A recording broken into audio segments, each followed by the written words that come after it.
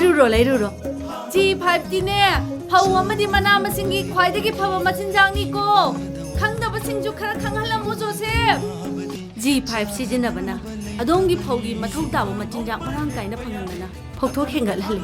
G5 sizinabana, adongi phaugi marang kaina chalhanduna. Phau macha pokpa helali, loinana phauda tarakadaba laina bina kayadagi nakhokpang. G5 sizinabana, leishadi yauribi kupsing. Mathau hengalhanduna, pambina machinjak chukhatpada, mating hena panghali. G5 sizinabana, phaugi mara fajana chalhanduna, ishingi inil hajinduna thamba.